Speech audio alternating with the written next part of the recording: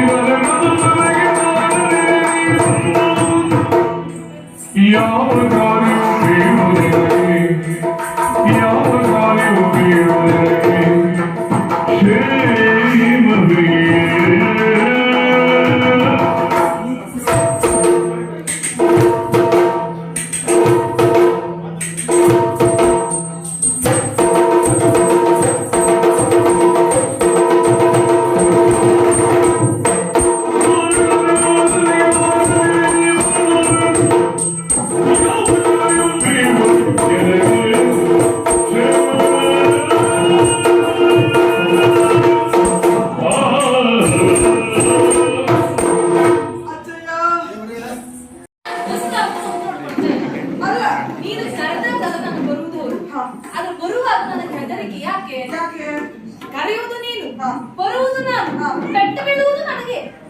ಅದು ಹೇಳ್ಬೇಡ. ಅದಲ್ಲದೆ ಹೋಗಿ ನೆನಪು ಯಾವುದು? ಅಣ್ಣ ಬಾ ಹೇಳು, ನಾ ಬರುವುದು ನಿನಗೆ ನಾನು ಸಹಾಯ, ಆದ್ರೆ ಕೊನೆಗೆ ಪೆಟ್ಟು ತಿನ್ನುವುದು ನಾನೇ. ಪೆಟ್ಟು ತಿನ್ನುವ ಮನಸ್ಸಿನ ಬಾಯಿ ಪಡ್ಡೆ ಎಷ್ಟು ಬಿದ್ದದ ನೆನಪು ಮಾಡ್ಕೊ. ಅದು ಹೌದಾ? ಆದ್ರೆ ನಿನ್ನ ಬಾಯಿಗೆ ನೀವು ಒರೆಸ್ಕೊಳ್ಳುವುದು, ಅದಕ್ಕೆ ನನ್ನ ಬಾಯನ್ನು ಮುಟ್ಟುವುದು. ಈಗ ಹೊಟ್ಟೆ ಬಿದ್ಮೇಲೆ ನೀನು ಮುಟ್ಟಿದ್ದಲ್ಲ. ಸರಿ, ವಿನೋದಕ್ಕಾಗಿ ಹೇಳಿದ್ದು. ಅಣ್ಣ ಅಂತ ಕರೆದೇ ಅಲ್ಲ, ಯಾಕಾಗಿ ಕರೆದಿದ್ದ? ವಿಷಯ ಗೊತ್ತೇ ಆಗಿಲ್ವಾ? ಹೇಳ್ತೇವ್ರೆ, ನಾನು ನಿನಗೆ ಇಷ್ಟೊಂದು ವಿಷಯ ಎಲ್ಲ ಗೊತ್ತಾಗಿರ್ತದೆ, ಸ್ವಲ್ಪ ಸಮಯ ಉಳಿತದೆ ಅಂತ ಆಲೋಚನೆ ಮಾಡ್ಬೇಕು. ಏನು ವಿಷಯ? ದೂರದ ಮಧುರೆಯಿಂದ ಅಜ್ಜಯ್ಯ ಮನೆಗಾರ ಕ್ರೂರ ಇಲ್ಲಿವರೆಗೆ ಹೌದಪ್ಪ. ಯಾಕಾಗುತ್ತೆ? ನಮ್ಮ ಮಾವ ಕಂಸ ಬಿಲ್ಲ ಹಬ್ಬದ ದಿವಸದಿಂದಾಗಿ ನಮಗೆ ಕರೆಯಲೇ ಇಟ್ಟಿದ್ದಾನಂತೆ. ಅಜ್ಜನಿಗೆ ಧೈರ್ಯದ ಮಾತನ್ನು ಹೇಳಿದ್ದೇನೆ, ಇದು ಬಿಲ್ಲ ಹಬ್ಬ ಅಲ್ಲ, ಮಾವನನ್ನ ಕೊಲ್ಲುವ ಹಬ್ಬ ಅಂತ. ಸರಿ, ಆದ್ರೆ ಅಜ್ಜನಿಗೆ ಅರ್ಥ ಮಾಡಿಸಿದ್ರು ಸಾಕ. ಸರಿ, ಒಮ್ಮೆ ನಮ್ಮವರನ್ನು ನೋಡು, ಯಾರಿಗೆ ಎಂತದೂ ಅರ್ಥ ಆಗ್ಲಿಲ್ಲ, ಬಾಯ್ ಬಾಯ್ ಬಿಟ್ಕೊಂಡು ನೋಡ್ತಾ ಇದ್ದಾರೆ. ಏನಾಗ್ತಾ ಇದೆ ಅಂತ ಗೊತ್ತಾಗ್ಲಿಲ್ಲ. ಹಾಗಾದ್ರೆ ಅವರಿಗೆಲ್ಲ ಅರ್ಥ ಆಗುವಾಗ ಹೇಳಬೇಕಲ್ವಾ? ಇಷ್ಟೊತ್ತು ಅಜ್ಜನಿಗೆಲ್ಲ ನಾವು ಮಾತಾಡಿದ್ರೆ ಅವರಲ್ಲಿ ನೀ ಮಾತಾಡು. ಅವರಿಗೆಲ್ಲ ವಿಷಯವನ್ನು ಹೇಳಬೇಕು.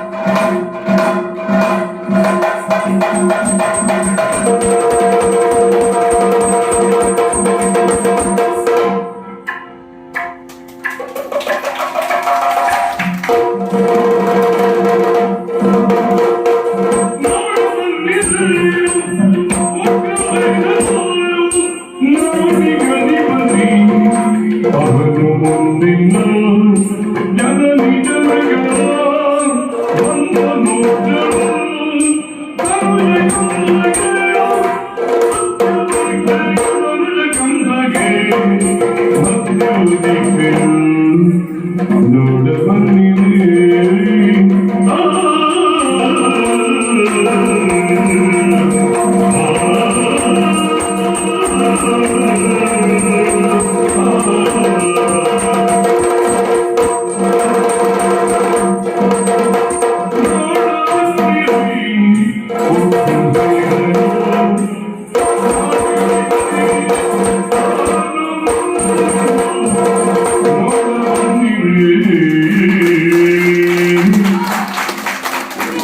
ಸಂತೋಷ ಆಯ್ತು. ಯಾಕೆ? ಯಾಕೆ ಗೊತ್ತಾ, ಹಾ.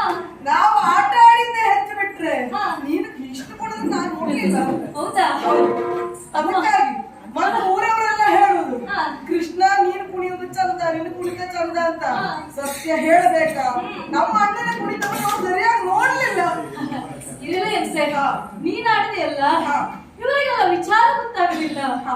ಅವರೆಲ್ಲ ನೋಡುವ ರೀತಿಯನ್ನು ನೋಡಿದೆ. ಇಷ್ಟು ಮುಂದೆ ಅದಕ್ಕೆ ಗೊತ್ತುಂಟ, ಕೆಲವೊಬ್ಬರಿಗೆ ಮನ ಮುಟ್ಟುವ ಹಾಗೆ, ಹಾ. ಅವರಿಗೆ ಅರ್ಥವಾಗುವ ರೀತಿಯಲ್ಲಿ ಹೇಳಬೇಕು. ಕೆಲವರಿಗೆ ಮನ ಮುಟ್ಟುವುದಿಲ್ಲ, ಸ್ವಲ್ಪ ತಟ್ಟಿ ಹೇಳಬೇಕಾಗ್ತದೆ. ಗಟ್ಟಿ ಹೇಳುವುದೊಂದು, ಮತ್ತೊಂದು ಭಾಷೆ ಬರದೇ ಇದ್ದವರಿಗೂ ಹಾ. ಅರ್ಥವಾಗುವುದು ಯಾವುದು? ಹಾ. ಅಭಿನಯ, ಭಾವ, ಹಾಗಾಗಿ ಅದನ್ನು ಮುಖೇನ ತಪ್ಪಿಸಿದಾಗ ಇಷ್ಟು ಮಾಡಬೇಕಾಗಿ. ಹೌದು. ಇನ್ನು ತಮ್ಮ ಓ, ಇವರನ್ನೆಲ್ಲ ನಾವು ಕರಿಬೇಕು. ಬನ್ನಿ ಬನ್ನಿ ಬನ್ನಿ ಬನ್ನಿ ಬನ್ನಿ ಬನ್ನಿ. ಹೇಗೆ ನಾವು ಆದಷ್ಟು ಬೇಗ ಮೊದಲು ಅಣ್ಣ, ನಾವು ಬನ್ನಿ ಹೇಳ್ತೇವೆ, ನಾವು ಹೋಗ್ತಾ ಇದ್ದಾರೆ ನೋಡಿ. ಬಾಯಿ ಮಾತ್ರ ಹೇಳಿದ್ರು. ಬನ್ನಿ ಬನ್ನಿ ಬನ್ನಿ. ಕೇಳಿಸ್ಕೊಳ್ಳೇ ಇಲ್ಲ. ಹೋಗ್ತಾ ಇದ್ದಾರೆ. ಅಲ್ವಾ? ಅದೆಲ್ಲ ಎಂತೆ ಬರುವ ಮನಸ್ಸಿರುವವರೆಲ್ಲರೂ ನಮ್ಮೊಟ್ಟಿಗೆ ಬನ್ನಿ. ಎಲ್ಲಿವರೆಗಾಗಿ? ಹಾ. ಮದುವೆವರೆಗಾಗಿ. ಸರಿ ಕೇಳಿಸ್ಕೊಳ್ಳಿ. ಹಾ. ಮತ್ತೆ ಅರ್ಧದಾರಿಗೆ ಬಿಟ್ಟು ಅಂತ ಹೇಳ್ಬಾರ್ದು.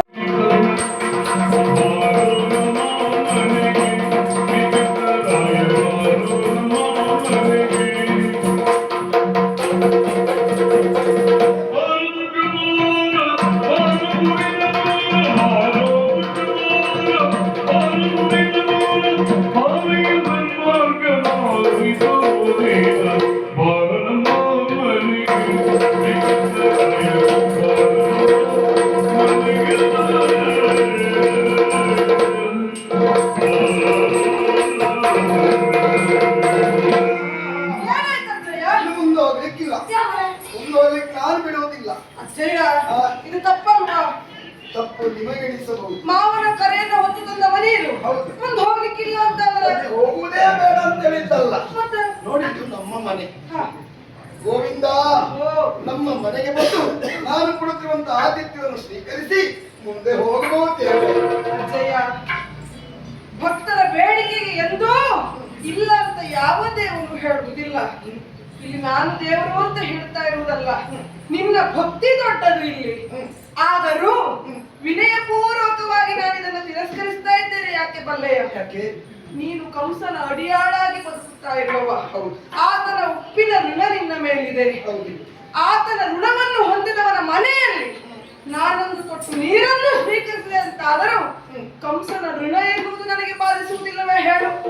ಋಣವನ್ನ ಇಟ್ಟುಕೊಂಡು ನಾನವನನ್ನ ಕೊಲ್ಲಲು ಸಾಧ್ಯವೇ ಅಜ್ಜಯ್ಯ? ನಮ್ಮ ಮನೆ ಬರುವುದೇ ಇರುವ ದೇವರೇ. ಹಾ, ಹಾಗಲ್ಲ. ಬಂದಂತಹ ಉದ್ದೇಶ ಈಡೇರಿದ ಮೇಲೆ ಖಂಡಿತವಾಗಿ ಬಂದೇ ಬರ್ತೇನೆ. ಅದೀಗ ನಿಮ್ಮ ಬಲವನ್ನು ಕಾಯುತ್ತಾ ಇದ್ದೇನೆ. ನಮೋ ಜಯ ಕೃಷ್ಣ ಮುಕುಂದ ಮುರಾರಿ